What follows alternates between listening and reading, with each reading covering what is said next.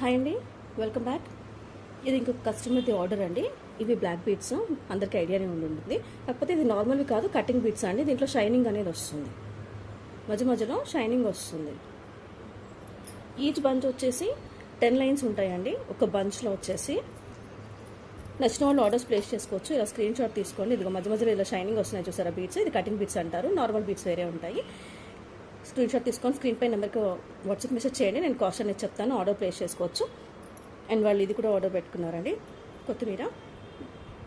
All over India ఎక్కడికైనా shipping ఉందని, shipping charges అయితే ఎక్స్ట్రా ఉంటాయి.